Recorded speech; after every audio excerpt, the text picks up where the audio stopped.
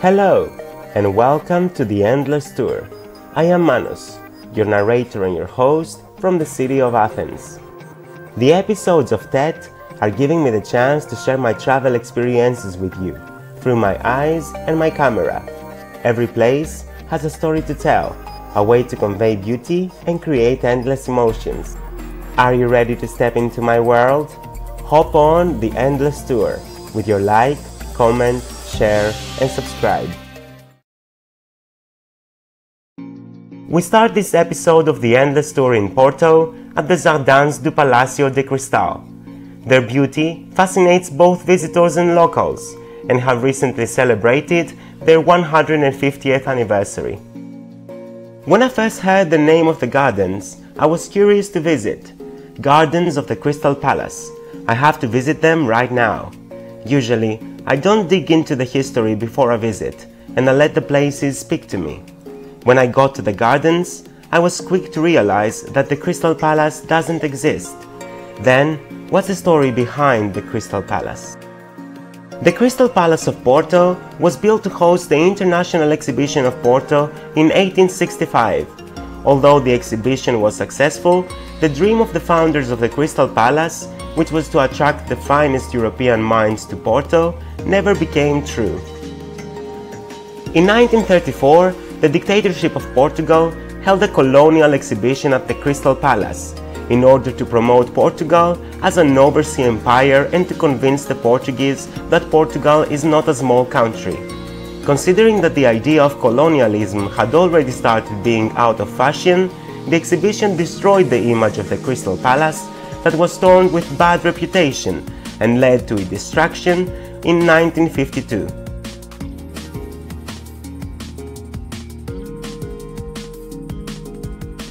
Today, we can visit the gardens, sink into the reflections of their ponds, and try to understand the relationship of Porto with its missing Crystal Palace, boisterous and tranquil at the same time.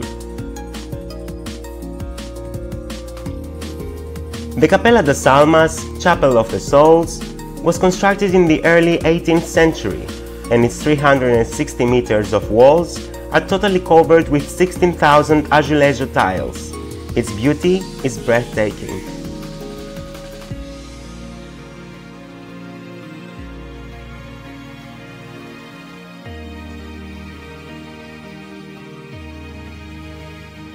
The Torre dos Clerigos is the bell tower on top of the Clerigos church. At the moment of its construction in the 1750s, the tower was the tallest building in Portugal, with 76 meters height. You can climb its 250 steps to get to the belfry and admire the panoramic view over the city of Porto.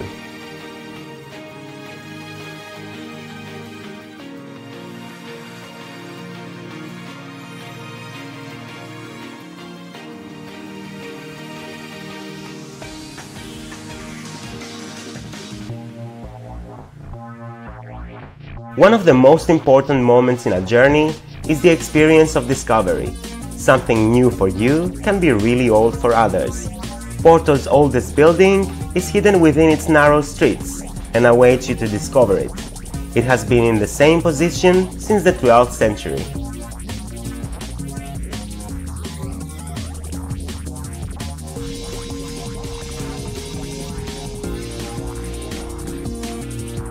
Just a 5-minute walk from Porto's city center is one of the most magnificent bookshops you can imagine. The Livraria Lello is one of the world's oldest bookstores, frequently ranked as one of the best in the world. The building first opened in 1906, and its neo-Gothic, with a hint of Art Nouveau design, is made by architect Xavier Esteves.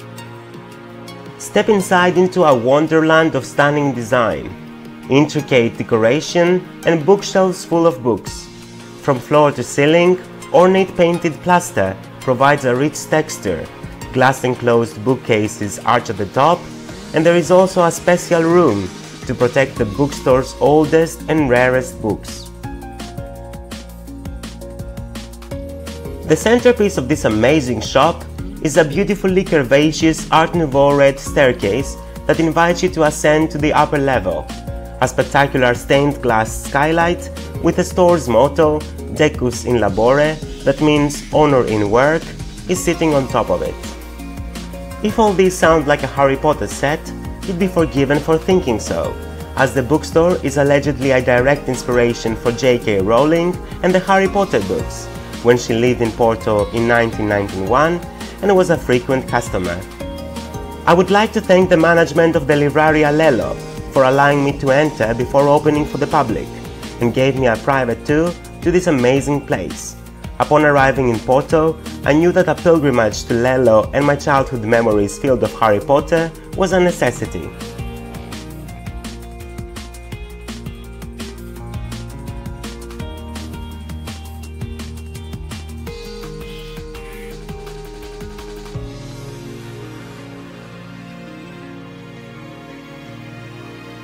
Porto is a coastal city, full of cobblestone streets and history.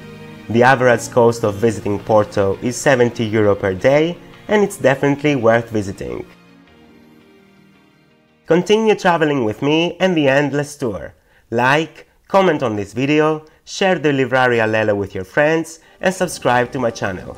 Watch more episodes like this one here.